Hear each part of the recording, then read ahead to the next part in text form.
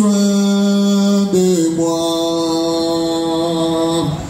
J'ai besoin de toi. Sans je ne peux rien. Tu le sais, Seigneur, Seigneur, Seigneur, prends soin de moi. Moi, Jésus, J'ai besoin de toi. Seul je ne peux rien. Tu le sais, Seigneur. Comment pourrais-je vivre ton amour? Comment pourrais-je vivre? Où es-tu, Seigneur? Et qui suis-je? Garde-moi, oh Seigneur. Seigneur, prends soin de moi. Et moi, Jésus, j'ai besoin de toi. Seul je ne suis rien. Tu le sais. Dieu ne te laisse pas seul à ton malheur. Atikayama quand elle a ton malheur. Car la vie ne dépend que de lui, de Jésus-Christ. Notre délivrance ne dépend que de lui. Notre libération ne dépend que de lui. Atikabiso te la ton malheur. Atikabiso te la ton malheur. Atela ma sûreté. Mais atela obéissance. On t'a appliqué la ton malheur. Pour tes adhésions. Atela obéissance. On t'a tiki manda pour la biso. Pour se retrouver la ton malheur. Mais si que Zambeana. Atikabiso te. Atikabiso te. Azali Nzambe akambolaka.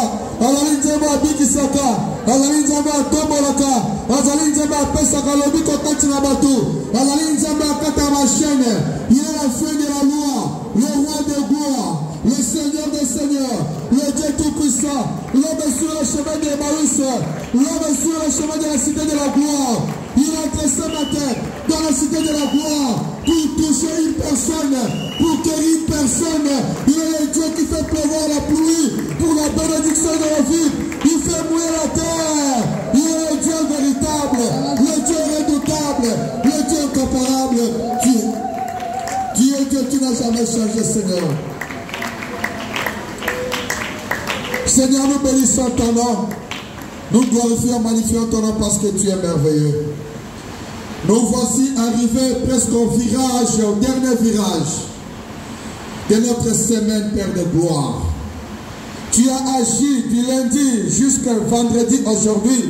Tu continues d'agir. Nous voulons bénir aussi pendant ces moments ceux qui sont passés en cela, les serviteurs de Dieu, les servantes de Dieu, qui nous ont bénis à travers ta parole, qui nous ont délivrés à travers ta parole. Car tu as dit, c'est dans la bouche, Père des rois, des prophètes, Emmanuel, mon Dieu, mon roi, que ceux qui viennent te chercher sont libérés, l'homme de Galilée. Qu'ils soient bénis au centuple pour la gloire de ton nom. Sois béni, élevé, exalté. Nous savons qu'en ce lieu, nous ne sommes pas seuls, Seigneur. Tu es avec nous, Emmanuel, mon Dieu, mon roi. Et comme tu as dit, je ne vous abandonnerai pas, je ne vous délaisserai pas, je serai toujours avec vous jusqu'à la fin du temps, Père de gloire. À chaque moment que nous nous retrouvons en ce lieu, nous sentons ta présence, Seigneur. À chaque moment que nous nous retrouvons en ce lieu, nous palpons ta présence, l'homme de Galilée. Sois béni, élevé, exalté parce que tu es bon. Que ton règne vienne, Seigneur. Que ton règne se manifeste, Père de gloire. Ce matin en ce lieu, du début jusqu'à la fin de cette séance de prière, sois Dieu de miracles, sois Dieu de prodiges, sois le Dieu qui guérit, sois le Dieu qui élève, sois le Dieu de prodiges. Maranatha est ton nom. Nous te couronnons le roi des rois, le Seigneur des seigneurs. Nous te couronnons le roi des rois, le Dieu qui agit. Nous te couronnons le roi des rois, le Dieu qui ressuscite. Nous te couronnons le roi des rois, le Dieu qui donne la vie. Amen. Amen. Nous pouvons acclamer le roi des rois. Jésus. Nous pouvons encore plus que ça acclamer le roi des rois. Gloire à Jésus. Nous pouvons encore pousser le cri des gens plus loin, le roi des rois. Gloire à Jésus. Il est le Seigneur des seigneurs. Il reçoit les acclamations. Il reçoit les cris de joie. Il reçoit les cris de joie. Il reçoit les cris de joie. Il est le maître de la joie. Il est le maître de la quiétude. Il est le maître de la tendresse. Il est le maître qui fait rire. Il est le maître qui fait sourire. Jésus-Christ de Nazareth. Jésus-Christ de Nazareth. Gloire à toi, Jésus. Amen. Amen. Donc, il va faire dans la commune à Jésus.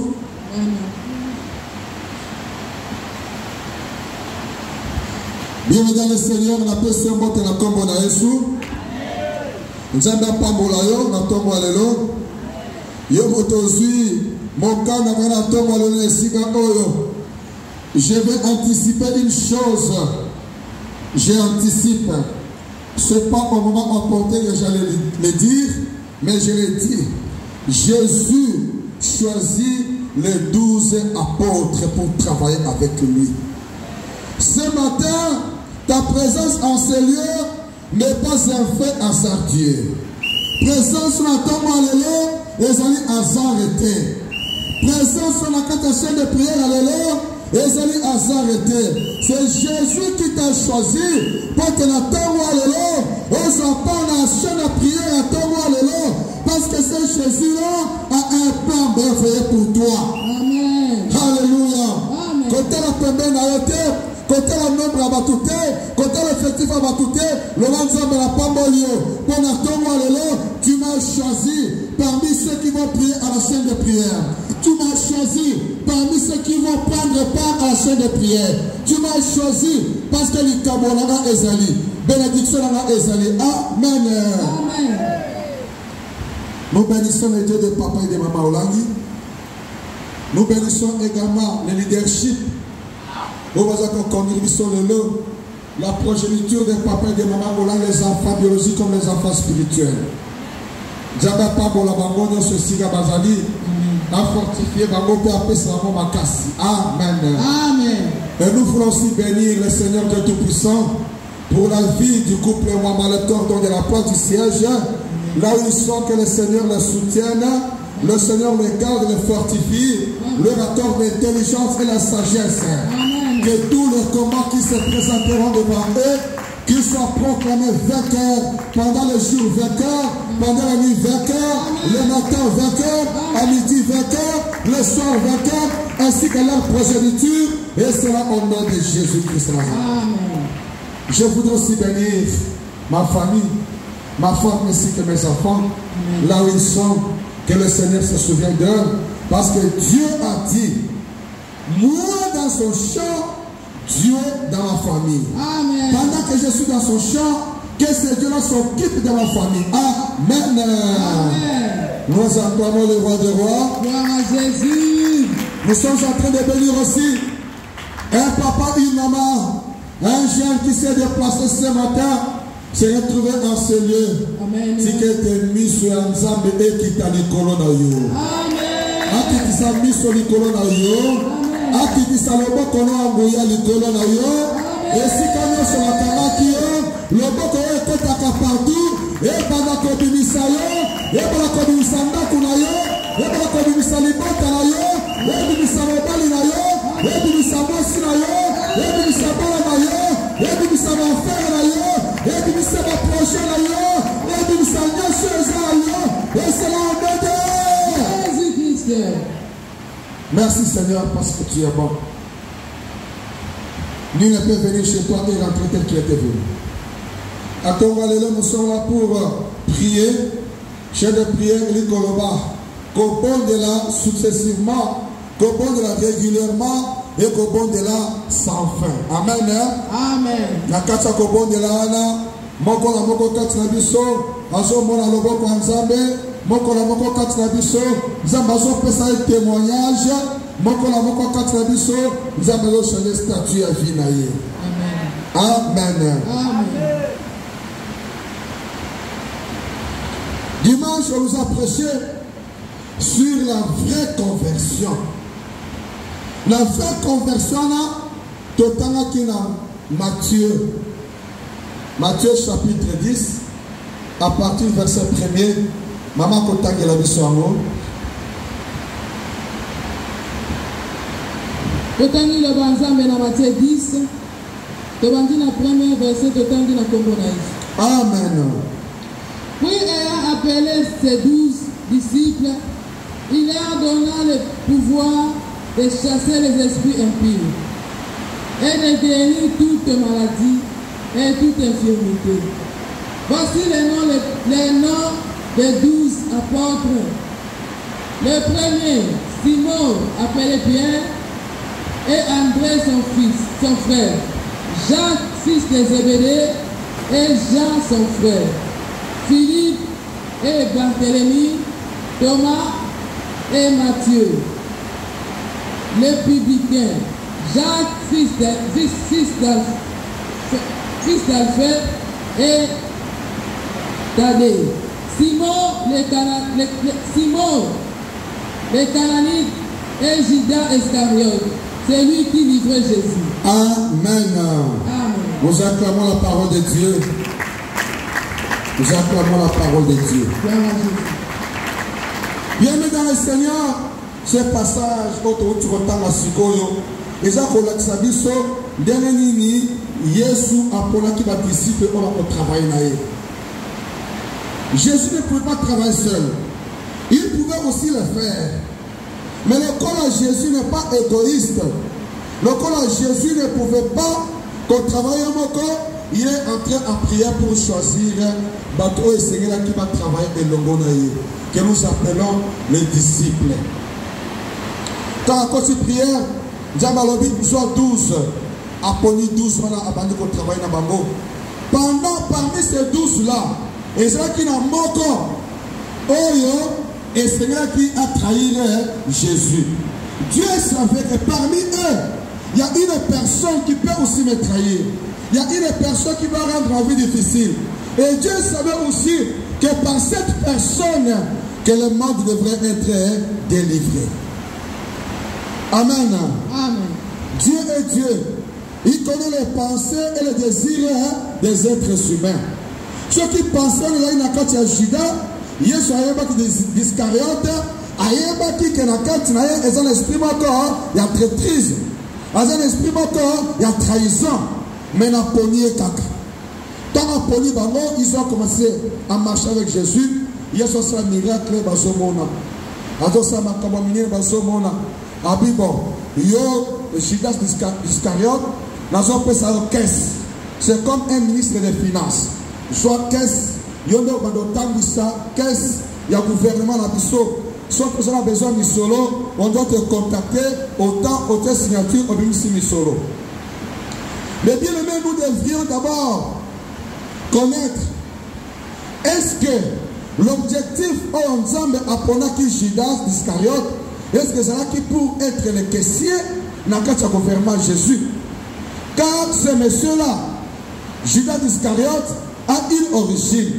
Origine à Esalinini. Il appartenait dans une armée. Dans l'armée, il y avait des tueurs. Dans l'armée, il y avait des terroristes.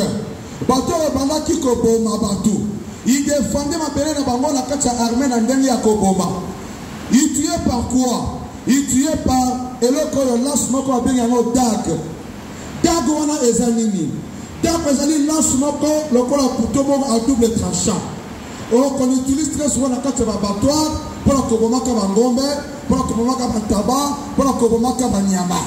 Il y a un monde d'instruments au Babana Kobundela. Lorsqu'ils étaient attaqués, ils utilisaient cet instrument-là. Amen.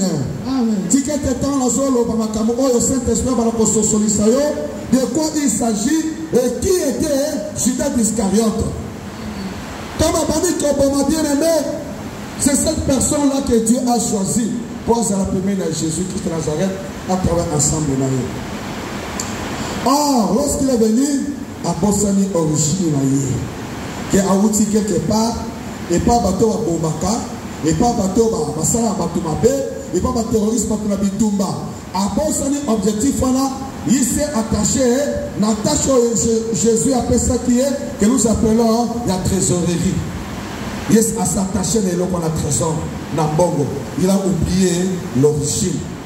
Bien-aimé dans le Seigneur, lorsque nous venons dans ce ministère, chacun ne peut pas entrer en distraction tout en oubliant son origine. Tant que son ministère est objectif nini. Chacun a son origine. Chacun se présente ici avec un problème. Oh, ils ont touriste à vie naïe. Oh, les touristes qui viennent à Bandeko naïe. Mais il y a aligné sous ce qu'on vit la situation.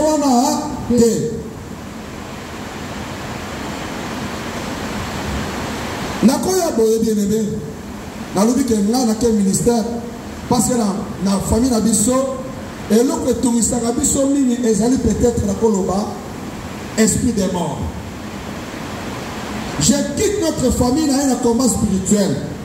Dans le combat spirituel, on a commis Nzambe au lieu que n'a avancé l'esprit et l'autre Esaïe relatif l'esprit des morts. Et le rakat Talibot, la rakat Saba Moinanga, n'a commis Boye, Nzambe comme si riche. Amen. Après, c'est ma voiture.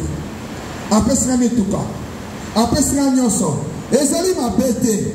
Ezali bien. Est-ce que Ezali bien jeté? Est-ce que Ezali y a solo délivrance et que le candidat mituka n'a pas signé? Alléluia. Nous devons discerner beaucoup de choses bien aimées dans le Seigneur. Quand on a commencé spirituel, c'est l'origine de la biso. J'évolue maintenant. L'esprit des morts n'a pas sani. Or, l'anzela mitukana, l'anzela bavoajana, l'esprit des morts persiste. Alléluia. Cet esprit des morts peut se manifester dans un accident. Kakana mutukana. Alléluia. L'esprit des morts peut se manifester, par exemple, dans la crash, dans comme voisin, l'esprit des morts et se manifester. Pourquoi? Parce qu'au départ, on n'a pas attaqué l'origine. L'origine est toujours vivante. Parce que la parole de Dieu déclare, il est comme un lion rugissant. En se tournant tout autour, cherchant qui dévorer. Pour dire quoi, bien aimé, à Kendakamosika. Toké par l'origine. Judas avait perdu son origine. À côté de la distraction, qu'est-ce que Jésus appelle ça qui est? Après ça qui m'a origine, après ça qui est, un jour, à quoi m'a paix, Nzambe oyaza pembe naye. Un jour, à quoi ça l'appelle Nzambe oyaza pembe naye ma paix. Bien aimé, quand nous venons au combat spirituel, quel que soit le problème, ne t'attache pas à la chose là. Même si tu viens chercher la fécondité, ne t'attache pas à la fécondité. Mais je vais te dire, attache-toi à ces dieux-là qui donnent la fécondité. Attache-toi à la guérison. Ne t'attache pas à la guérison, mais attache-toi à ces dieux-là qui donnent la guérison. Attache à les pauvres. Ne t'attache pas à la richesse, mais attache-toi à ces dieux-là qui donnent la richesse. Lorsque tu t'attaches à cette chose-là, bien aimé dans le Seigneur, ton futur sera brisé. Pourquoi? Parce que tu t'es attaché dans Elokwana. Mais j'aimerais t'exhorter dans ton roi Lelo. Que yo oye katesika oyo. Présence dans la carte ministère qui est du combat spirituel. Ezate que o luka eloko moko boye. Kasi luka nzambe oyo a produisaka Elokwana. Luka nzambe oyo a pesaka Elokwana. Luka nzambe oyo a créaka Elokwana. Luka nzambe oyo a kendaka swa eloko luka kababomba. Ye a kokota Israël baba qui a abimisi a pesio. Ce qui guérison, le Dieu de la guérison t'amènera. Et si quand même moi si tu avais la plague de sang pendant 12 ans, il va agir. Ce qui guérison, ce Dieu-là va t'amener. Et si quand il y a le vieillard de 38 ans, et si quand on a qui sent guérison, hier soit comme maillot, et si quand on a qui cet homme de 38 ans. Amen. Quelle que soit la situation, il y a un Dieu qui représente une situation. Amen. Il y a un Dieu qui représente une situation. Les Cambolayo, les Amounés, les Bossans, les Ambétés. Les Cambolayo, côté, les Amounés, les Bossans, les Nzambe, le Kouta, les Zate. Dieu est plus grand que ta situation. Mais lorsque nous nous attachons à ce Dieu-là, tout ce que nous avons besoin nous sera donné facilement. Tout ce que nous avons besoin nous sera donné avec exactitude et bien par rapport à la Gloire à Jésus. Gloire à Jésus. Ce n'est pas la fin des origines. J'aimerais aussi exhorter nos frères et sœurs de la JCC. On va collecter 7 jours. J'aimerais te dire que les 7 jours n'est pas la fin du monde. Amen. Après les 7 jours, n'entre pas dans la distraction. Quand tu as la distraction, demeure entre en profondeur, cherche ces deux-là. Parce qu'il y a encore un lien quelque part. Il y a encore une chaîne quelque part. Il y a encore une réclamation quelque part. Mais quand tu vas entrer en profondeur, Dieu va commencer à te révéler toutes ces choses. Amen. Vous savez bien aimé, ma femme c'est une femme pleureuse. Hier Azalaka n'a pleureuse. Elle conduit de prière n'a pleureuse. Alors, elle a travaillé à l'école Bénin, na Kinshasa. Dieu l'a utilisé de faire beaucoup de choses dans l'école Bénin, na Kinshasa. Maman l'a ici, Tala, bureau et Bomaka. Bureau nous sommes et Bomaka. Yo osa mutumoko, ce qui 12 répéti boye. Joie et toko na yo, lis-moi. Kende la pleureuse, kende kolela. Koti quand na bureau, alors, 12 sont répétis à l'ingwe. Par contre, écouter la pleureuse. Les gens commençaient à se demander, ah, mais il y a une pleureuse qui n'a pas nini. Na pleureuse qui n'a pas nini. Nzamba pesa ye musala. Nzamba balisa ye. Nzamba pesa ye bala. Nzamba pesa considération. Na pleureuse qui n'a pas nini. Bien-aimé dans le Seigneur. Encore pesa ye musala. Encore pesa tout ce que tu as besoin. Mais sache que quelque part, il y a quelque chose qui va te réclamer. Il y a un nom qui est réclamé. Et quoi ici en Balamoko? Faites très attention avec le diable bien-aimé. Notre comité. Et ma femme continue à prier. Un jour, à Loti, pendant qu'elle a tout, à l'accès trône. Et là, voilà, papa, a dit que ça a été. Maman bango pe atika koyeb ça été. Mutumo ta famille bango. Jonge papa bango ta dans le village va préparer à comme chef coutumier. Tango va préparer comme chef coutumier. Maman belle-mère nanga pe à son âme aye avier ba balani. Tamba balani aboyi trône wana. Batwana balobi lokola oboyi trône na biso na kati ya libota na yo mutumo côté akosepelaka. Bana na yo. Moi, toute la génération, mon côté à Kosanini, à Kosepelaka. Pourquoi? Parce que tu nous as désobéi. Nandoto. Tant que l'amour qui va dire, et là que oh papa le n'a bisoté, maman le n'a bisoté. Nzamba Salini a révélé et là qu'on a bien aimé, bien que la balicie, bien que Aboti, Azana Moussala, mais il y a quelque chose qui était resté qu'elle ne pouvait jamais découvrir. Ce qui est à Luka Kinzamba je te dis aujourd'hui, Mbongo est aveugloté, Bavouage est aveugloté, Liban est aveugloté, côté la Mozindo, Lukanzambana, Tunanzambe, origine Nangaï, et ça Koseranine et pas Nangaï. Amen. Amen. Bétela Yeshua beaucoup. Gloire à Jésus. Zokande, bien-aimé, Ndekolabisona, Nani, Judas Iscariote.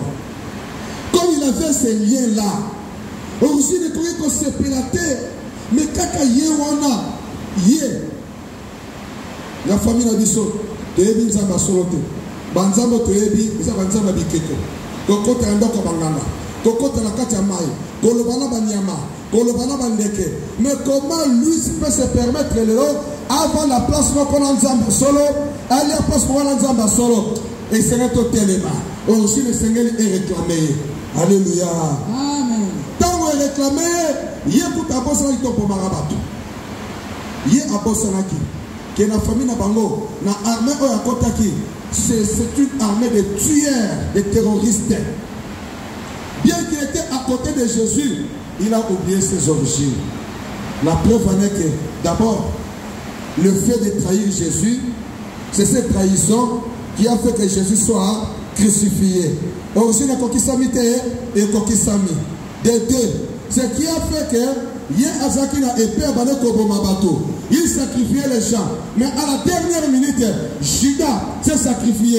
Est-ce que ça m'a dit Judas? Est-ce que ça m'a dit? Non. Judas est allé se pendre. Jamais. Judas s'est pendu. Judas. Il s'est sacrifié. Pourquoi? Parce que il y a des origines. On a pas de sacrifier bateau, comme un bateau. Origine on a quitté les abandis comme pour Yemoko. Bien, j'aimerais te dire ce matin, quelle que soit la situation qui te tourmente, cause de la négativité de la vie, quel que soit le comment tout soit bon, vous avez toujours la curiosité positive selon la parole de Dieu. Quand le bateau qui n'a pas le cabo, n'a pas de koufa. Tant que ça le babongo, on s'y peut ça réclamer et la moquille. Le corps le bel a koufa péka la situation, le bas jamais. Jamais. Le bas jamais. Jamais. Le bas jamais. Jamais. Quelle que soit la situation, tu es toujours dans la positivité, bien aimé. Dans quelle que soit la situation, aujourd'hui toujours Moutoumako Télémingui, on dit diable au Kossi. Avec Jésus, nous ferons des exploits. Amen. Avec Jésus, il écrasera nos ennemis. Moi, Joseph, dans la Saboye, situation Oro, et Kobomangaï, et origine, au Télématé, je ne suis pas accroché au matériel, mais moi, Joseph, je m'accroche à ces dieux-là qui produisent le matériel. Je m'accroche à ces dieux-là qui donnent les enfants. Je m'accroche à ces dieux-là qui donnent le mariage. Je m'accroche à ces dieux-là qui élèvent pour l'élévation. Que personne ne te trompe. Moi, j'étais préparé à ça. Nous étions préparés à ça. Oye, à côté de l'occultisme, à kobongate la kata libota oyo. À kobongate. À kobongate. La kata libota oyo. Celui qui ne va pas adhérer à l'occultisme, à kobongate. Je vous ai toujours parlé de mon oncle là. Maman connaît. Maman, ayebi. Aide-moi à origine de botte na ayebi. Maman kuna ayebi. Ayebi origine de botte na. Ayebi peut monter na bête à l'histoire que azaki cramettre la rose croix qui disait que je ferai de vous un Dieu. Tant à moi désobéissant lobby, le col se désobéir. Na kata libota na mutamalunga akobima et je ne suis pas allé chercher dans le monde de ténèbres. Na kanamika na nzambe oyo. Nzambe oyo apesa na valeur, akopesa na valeur. Nzambe oyo bien aimé, j'ai fait presque comment je peux dire de 2001 2000 j'ai rencontré ces dieux en 1998. Voilà, je suis étudiant en deuxième graduat. Je suis servi en 2005. J'ai eu diplôme en licence. J'ai eu de temps et pas en Zambewana. De 2005 à 2000, quand mon papa Olan a confié, je me suis détaché pour notre Moussala. Il est mort en 2017. Calculé 2007. En 2017, ça fait combien de temps? Et c'est 10 ans que j'ai donné la dîme de temps. Il dit que Nzambe oyo, Nzambe a pesa ka musala, ako pesa ka musala. Na koluka musala pas batoté. Je ne vais pas me détacher de ces dieux. Attention à pesa ka musala, na ko se détacher na été. Je veux toujours demeurer au pied de grand maître Jésus-Christ. Lui qui renverse nos ennemis, au pied de grand maître Jésus-Christ. Lui qui élève. Parce que ce que Dieu donne, personne ne peut te le ravir. Moutouma quand tu comprends ton aïe, oh, on s'en appelle Sio. Amen. Quand on s'en appelle Sio Moussala. Dans comme magistrat, J'ai dit, je veux honorer ces dieux. Nazui prémisse, prémisse. Salaire on a soit qui. Douleur, passi, souffrance. Balaba benga na minerval, na kayi motema, na bi jamais. Mutuka ils ont pas les lots rabi. Na le bi jamais. Nazui, bon la tête na sac na ke. Na musala nzambe wo Seigneur, prie pour moi. Parce que musala oyo, yo mutope sakingai. J'obéis ta parole. Prémisse na ngai sanini, soit sala musala et nzambe sanini et keliboso. Oh, c'était pas en vain. Jour na lali. Parce que salaire a mis balé. Na jour. Na pesi o moke votre famille. Makala moto de kolanini ya motu. Jour na lali boye na moni batumoko la famille basangani. Les soirs, l'oncle qui est resté avec nous, n'a pas commencé à discuter. Mais tout le monde qui salaire n'a été. Après ce biso salaire n'a été. Ati amo wapi. Il y a l'importance d'être attaché à Dieu. Ati salaire n'a été wapi. Tout le monde y a monté tolete. Oui, il y a un aliakite. Mais ma mission c'est ça qui dit baliaki. Batoa ça qui comprend dans moi ça dit baliaki. En même temps je le vois, ba mission baliaki balobi non. Mission aliaki salaire naie. Maintenant il posait la question de savoir où gérer mon salaire, avec quelle intention. Pour bloquer le travail, pour accompagner mon salaire. Mais heureusement que j'étais attaché à ces gens qui donnent le travail et j'ai pris la binza de soi.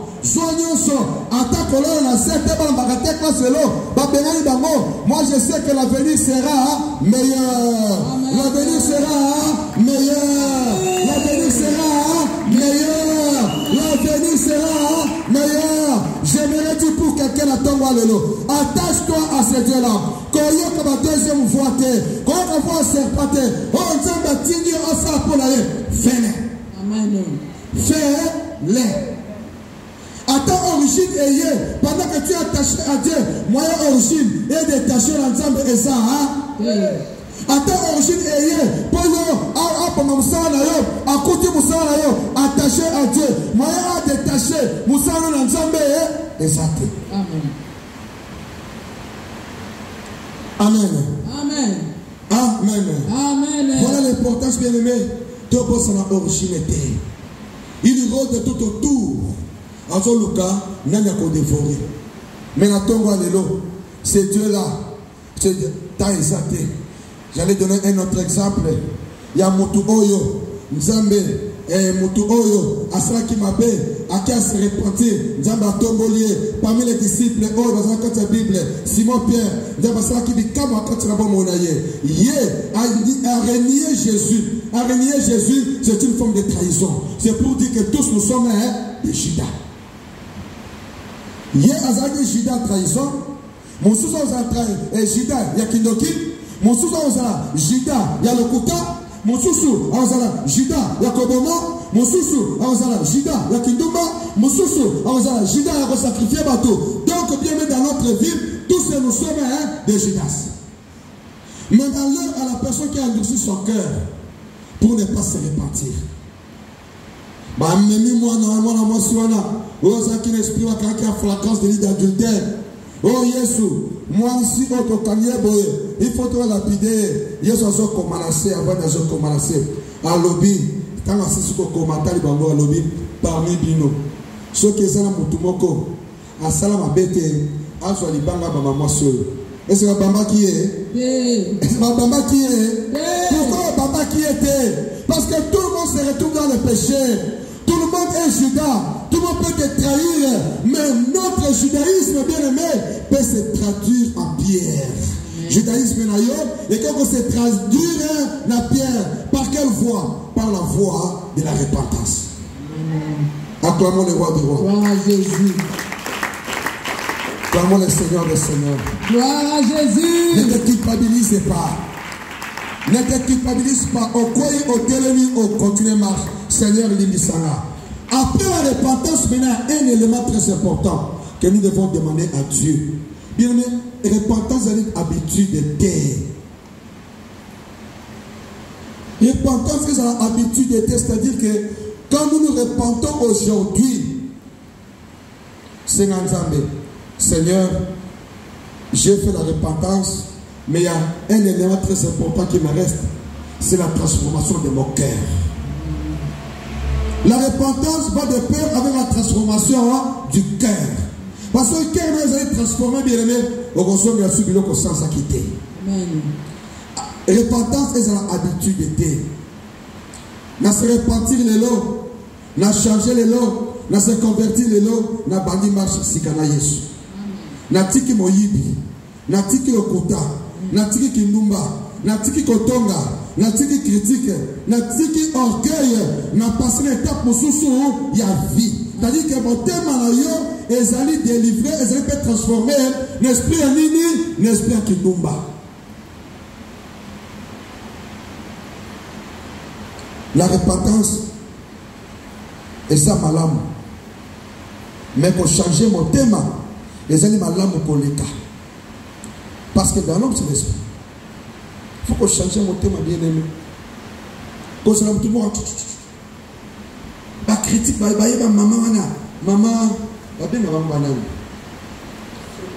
maman Soni, ils ont un terme que je piqué sur ma casque Soni. Hein? Nani?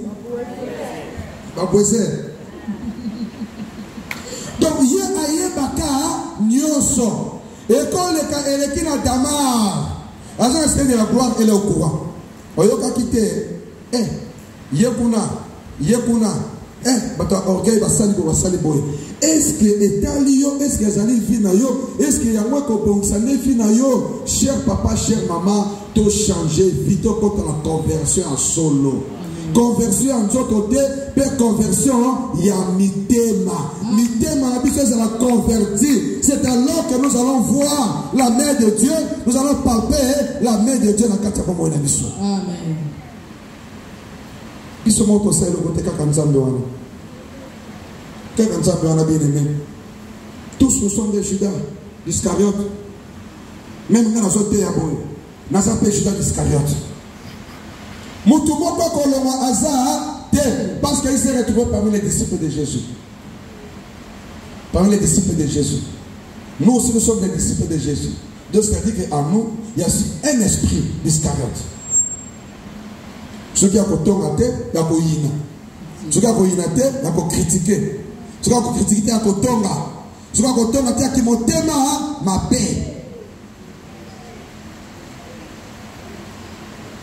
Nous sommes tous dedans.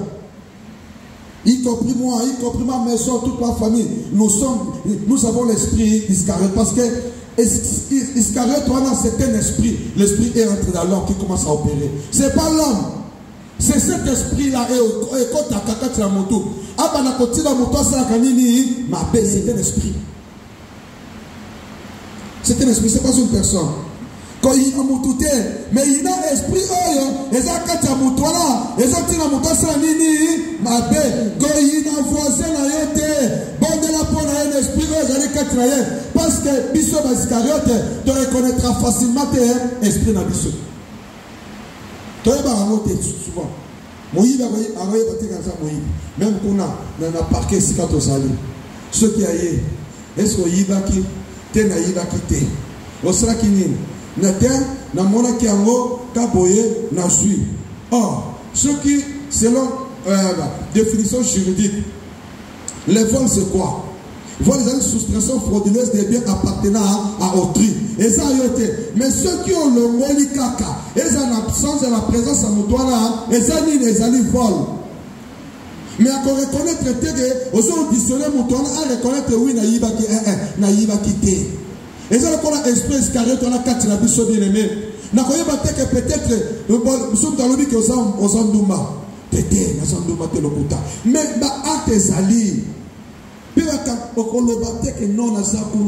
non, si tu refuses bien aimé, tu ne prendras jamais conscience. Il y a beaucoup de choses pour Zambasanini à Kangolayo. Mais ce qu'on reconnaît vraiment, dès que Pierre reconnaîtra qui, bien aimé, Zamako Kangolayo peut finir Gosanini et pour changer. Nous acclamons Jésus. Gloire à Jésus.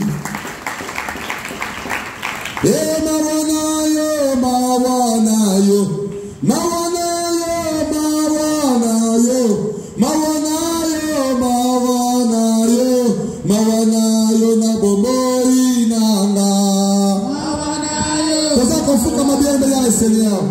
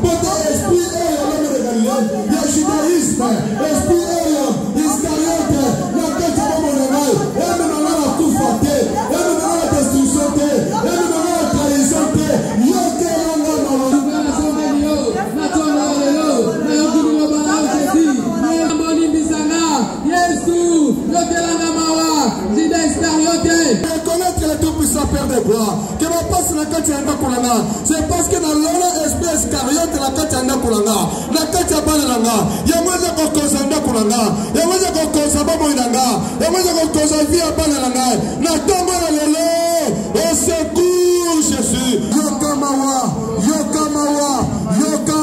Seigneur yokaranda kulanga mawa basida Seigneur yokaranga mawa ne m'abandonne pas Seigneur, ne me délaisse pas l'homme de Galilée, répand ta miséricorde, répand ta miséricorde Seigneur de l'homme.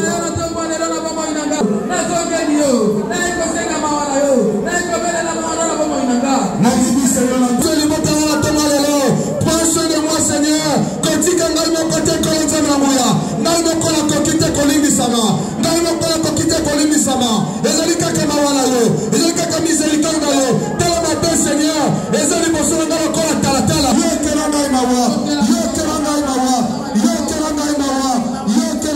Seigneur de la gloire. Yesu mawala na baba inanga, mawa sondi, wasi majida Israel, kobo makata.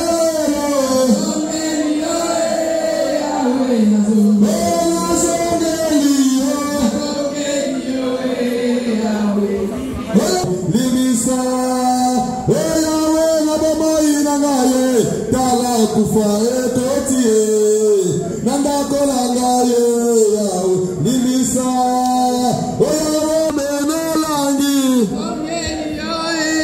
sina libota langa yo mere Galilée Na bosse de Jésus, libota la maïkolo. Na tongwa lelo. Na songe panayo. Na songe panayo. Na songe panayo. Na songe panayo. Na songe panayo. Ne m'abandonne pas yo que l'angama wa Seigneur de l'Ivoire. Kotikangate Yesu. Na songe lio na tongwa lelo. Na songe lio mokilo sambo. Yesu yo que l'angama wa. Yo que l'angama wa Jésus. Na songe lio Jésus. Na songe lio Yesu. Na bomo inanga. Na songe lio. Na tongwa lelo. Tala finanga. Yesu. Na bele lima wana yo. Na bele lima wana yo Jésus. Na bele lima wana na bomo inanga. Yesu na songe lio. Kotikangate. L'homme de Galilée. Écoutez bien aimé. Dans Ézéchiel chapitre 18 verset 31. Djambalobi Nabiso. Rejetez loin de vous toutes les transgressions par lesquelles vous avez péché. Boaka musika na yo bien aimé ma transgression nyonso, désobéissance nyonso, oyo memaki epesaki yo mando po obanda kokommettre basumu. Il dit encore, faites-vous un cœur nouveau et un esprit nouveau. Le balansembe na tongo lelo Seigneur. Yokela ngai mawa. Na ke mosika makamunyoso oyo balako membanga na kosala masumu. Na boy na njira mawa na yo. Longola ngai Seigneur memanga mosika ya makamu oyo balako tindanga na commettre masumu. Na belelio memanga mosika ya kobo. Memanga ya mosika ya épidicité. Memanga mosika kotonga. Memanga mosika koboma. Memanga mosika kosola. Memanga mosika ya jalousie. Memanga mosika ya haine. Pesanga motema sika tonga lelo. Pesanga motema sika tomola mongongo. Bana kobondela. Bana kobondela. Bana kobondela. Bana kobondela. Ame mayo. Ame mayo mosika. Ame mayo mosika. Ame mayo. Pesanga mosika haine ya jalousie. Yesu. Pesanga motema sika. Na tongo ya lelo. Pesanga motema sika. Yesu longolanga mosika ya haine. Longolanga mosika makambo mabe. Longolanga mosika lokuta. Longolanga mosika songi songi. Yesu longolanga mosika. Mosika Seigneur de devoir. Mosika la yokolo. Longolanga mosika likam oyo. Longolanga mosika koswana. Mosika vengeance. Comment vivre on s'est vengé. À Dieu la revengeance et la rétribution. Dieu m'a dit que tu dois te venger. Non. Comment on s'est vengé, bien aimé, d'une manière ou d'une autre. On tient ensemble dans le wapi. Au lieu de prier et tout laisser entre les mains de Dieu, tu commences à te venger. Oh, il a dit à lui la vengeance et la rétribution. Le bon ensemble dans la musika. Musika qu'on loue la Seigneur. Non, loue le kamakamu ya batute. Sur le kumu. Nous glorifions le Seigneur. Qu'il soit loué. Le bon ensemble. Amen. Musika bilokona. Oh, merci Seigneur. Merci Seigneur. Merci Seigneur. Merci Seigneur. Merci Seigneur. Merci Seigneur. Merci Seigneur Jésus-Christ. Merci Seigneur Jésus-Christ. Faute de temps, bien-aimé, nous allons plaider le sang de Jésus. Plaider le sang de Jésus. Et purifier mon témoignage, mon témoignage au Yakala. Elongola noso kala kati nanga makila na Yesu eganga na bomo inanga le sang de Jésus, le sang de l'agneau immolé makile so para kina ngomba Golgotha na beli makilo na bomo inanga na tongo ya lelo ekomisanga moto asika eso kola kora m'esprit nanga Saint-Esprit akita na tongo ya lelo Molimo Santo akita na tongo ya lelo Molimo Santo akita na tongo ya lelo lokola nzabala amena musika loué de tes pensées. Tu as comme ça il y a Saint-Esprit de Dieu. Comment permettre à Saint-Esprit de Dieu? Comment attacher à Saint-Esprit de Dieu? Comment monter à Saint-Esprit dans ton lelo? Na kata humilité, na kata obéissance bien aimé, na kata komi kitisa, na kata komi kitisa.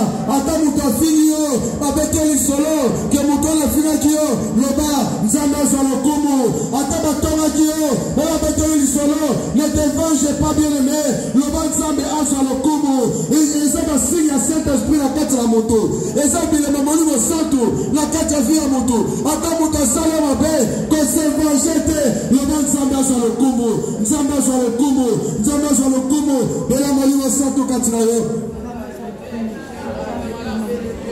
Merci Seigneur Jésus-Christ. Merci Seigneur. De la faute des temps. Nous allons maintenant dire à Dieu. Tout le monde origine, il y a un décollabis originaire d'Iscariote. Mouto Bambeli, Mouto sacrifié, Mouto Koboma. Donc, comme la fin de l'année bien-aimée, tu vas dire à Dieu, Seigneur, Réclamation mon côté libota la ngai et rattraper ngai. Réclamation mon côté l'argent libota la ngai et réclamer ngai. Nana sobonde là. À partir de là, ngai fina ngai. Makamula ngai yoso. Eza la musika. Y'a ma réclamation. Y'a libota tata la ngai. Eza la musika. Y'a ma réclamation. Y'a libota mama la ngai. Oso bete maboko. Oso bonde là. Mata. Y'a la musika. Y'a ma réclamation.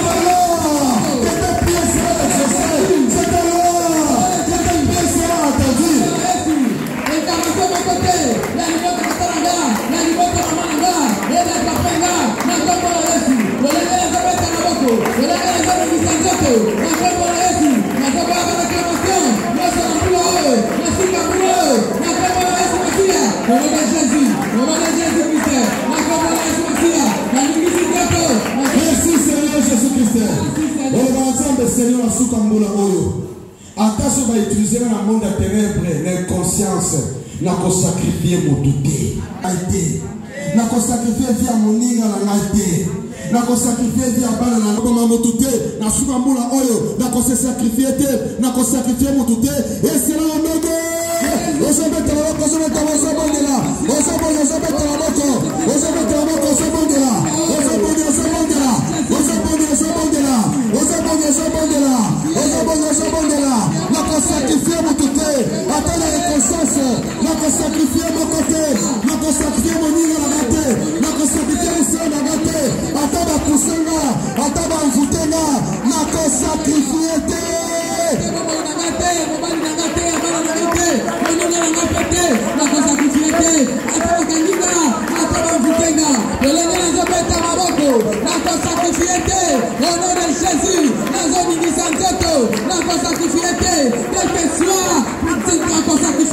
Merci Seigneur Jésus-Christ. Dans la coutume qu'on a origine, Baboli que Judas d'Iscariote, Babi esprit il y a trésor à trahir. Babi té. Ce qui te dit un esprit on a qu'à trahir, hier à continuer à vivre, à continuer à faire la moussala. Mais tout le monde il faut te mettre fin à la vie naïe. La Bible dit le dernier ennemi qui sera détruit s'appelle quoi? La mort. Babi mutako bomayete tolite mutame masumu ya Judas Iscariote mais yé moko Seigneur sanini ami boma. C'est la cause pour laquelle bien aimé dans le Seigneur au moment que Judas Iscariote a joué singa ami diendiki asanini a kofi. Quelle que soit la situation, oh eza kolelisa yo, oh eza coupable dans les kamboana, bien aimé tu te donneras pas la mort. Amen. C'était un foutouba. Quelle que soit la situation, est-ce que c'est nécessaire que tu te pendes? Ça, ce n'est pas l'esprit de Dieu. Et c'est ma camarade qui a préparé la carte à mort des ténèbres. Pour dire que il y a un souci sur le pakala. Mais il y a un yote. Il y a un tapé dans la yote. Il y a un tapé dans la libota na yote. Mon côté la carte à libota na yo va se sacrifier. Au nom de le nom de Christ. Colosse Christ. La tombe de Joseph. La sombette de ma boque. La sombette de là. Quel que soit mon pépé. L'envoûtement là. L'outil. L'origine. Le papa là. La maman là. Comment se sacrifier. Et qu'on soit naïté.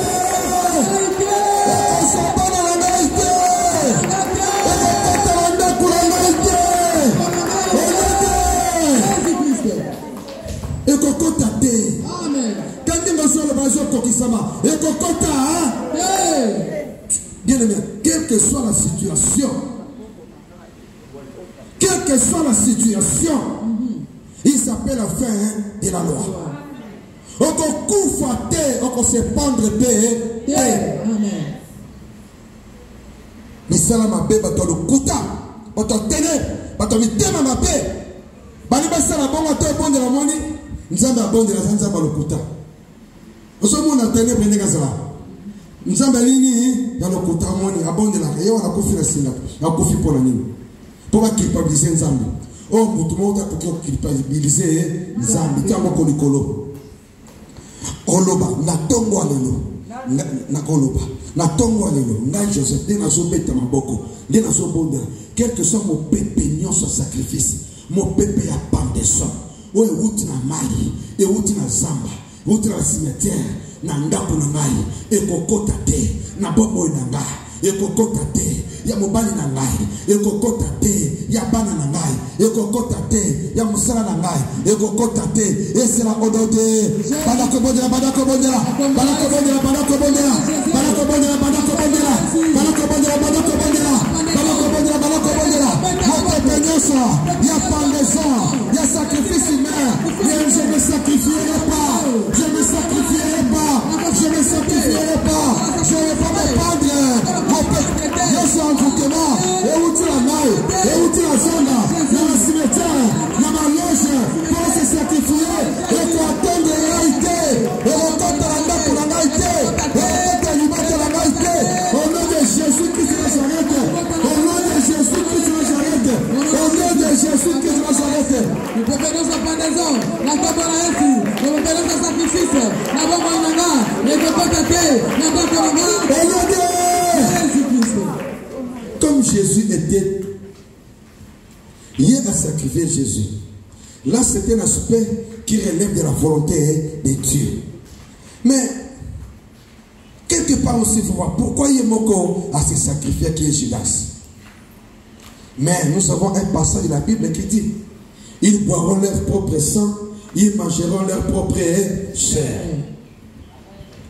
Bah, Judas, nous sommes en bout na biso. Ezika bazali, ba souverain sacrificateur, ba scribe ba pharisien, na suka mbula oyo, matoy na bango ezaka boy. Miso ezaka kaboy. Peut-être kuna na musala ba seigneur sacrifice humain, que non pesa makila, pesa ba tout temps, garde osala nini ekomata. Sala boye, na ba faire na osala nini ekomata. Loba soke eza makila na yo akomata ke. Ce qui est le kamakira na yo, ya bana na yo, ya mwasi na yo, mkwanda kuna yo, ekosimba te, akomata te, yemo kokosela nini, akomela makira na ye, akomela makira bana na ye, akomela makira mwasi na ye, esela onode, jambo kolikolo, nomoko Yesu Kristo, na tewa lelo, na Joseph, na Zabondela, na kombo na Yesu, mutu nyonso, oyo kati na ténèbre, toluka bagrade, toluka élévation, toluka richesse, nazila sacrifice, ya makila, ya libota, ya moko, amela makila na ye, amela makila mwasi na ye, amela makila bana na ye, amela makila babali na ye,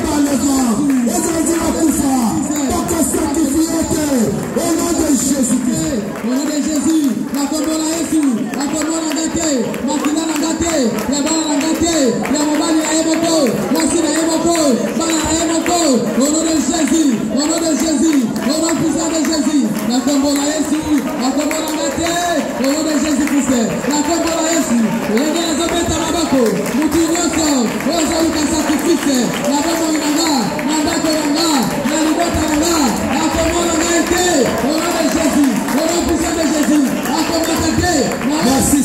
Jésus-Christ. Merci Seigneur Jésus-Christ. Écoutez, nous aussi ça. Venez, retournons à l'Éternel, car il a déchiré, mais il nous guérira. Amen. Il a frappé, mais il bandera nos plaies. Amen. Il nous rendra la vie dans 2 jours. Amen. Le 3e jour, il nous relèvera et nous vivrons devant lui. Le 3e jour, c'est un jour prophétique.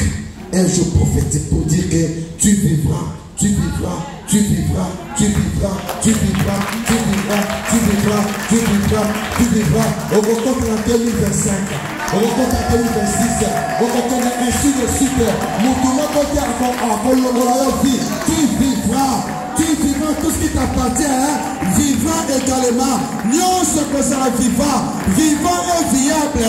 Et ça qu'on vivre, n'a sens moto boye. Ya mon sambe na kata ba monayo, na kata ngaku na yo, na kata ba na yo. Moko ta kolongo na yo vie.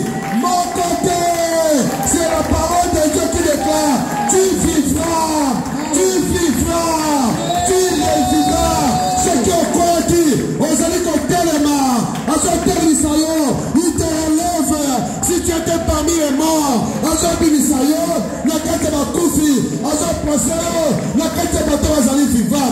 Ceux qui sont pauvres, la carte va pauvre, la carte va riche. Ceux qui sont célibataires, la carte va célibataire. Parmi les barrières, ceux qui sont stériles, la carte va stérile. Nakaba fécondité, Owazarabana, Ozoyemba, Wawa bébé, ce qu'est qui Nakaba malade, Azon élevé, Azon banisayo, Naka, Yabato la guérison, éternel, ce qu'est qui n'a qu'à ténèbres, Natongo alelo, Azon le Kotayo, Azon bibisayo, Azon banisayo, Esika, libère mon Zambé, salut. Gloire à Jésus. Amen. Gloire à Jésus. Amen. Il te relève. Gloire à Jésus. Il te relève. Gloire à Jésus. Et tu vivras. Gloire à Jésus. Tu vivras. Je prophétise pour quelqu'un. Il y a quelqu'un qui a longtemps. Avant de ça qui me donne yo. Avant de couper sa nyongo. La towa lelo. Nyongo wana. A cause de la tour matin. Tire à couper sa nyongo wana. En fait que ma femme est fungwama. O banda bambungu na yo. Na towa lelo. Mutu oya ba côté soli songi. Na libala na yo. Dieu va le retracher. Dieu va le retracher. Dieu va le retracher. Dieu va le retracher. Parce que ce Dieu-là nous promet la vie ce matin. Il n'y a que toi, Seigneur, il n'y a que toi, il n'y a que toi, il n'y a que toi, Seigneur. Olinoba Yasuka, il n'y a que toi, Seigneur. Aux décisions Yasuka, il n'y a que toi, Seigneur. Olinoba Yasuka. Au signature à Souka. Il n'y a que toi, Seigneur. Pour le moment, il n'a biso. Il n'y a que toi, Seigneur. Il n'y a que toi. Merci, Seigneur. Il y a quelqu'un qui t'a longtemps bloqué dans ta stabilité. Dieu dit, bazo qui va prendre l'hygiénique dans yo. Ils ont placé un gardien qui t'empêchera d'aller récupérer toutes ces bandes hygiéniques en fait que tu attrapes la grossesse. Mais ce matin, ce Dieu-là, le Dieu commando, envoie ses anges pour les paralyser, les geler au bâtiment qui n'apporte Yahweh, qui empêche les gens d'entrer, et il les paralyse, il les renverse. Quand tu as la carte Yahweh, récupère tes bandes hygiéniques. Récupère. C'est par les bandes hygiéniques que tu as été bloqué. Dieu te dit, ne désespère pas. Parce que bientôt, tu seras grosse. Bientôt, tu auras la grossesse. Tu auras la grossesse. Cette honte va disparaître. Tu te relèveras. parmi les femmes qui vont chanter des cantiques pour leurs enfants. Tu seras parmi ces femmes-là. Au nom de Jésus-Christ Nazareth. Nous prenons, bien-aimés dans le Seigneur, nos contributions volontaires.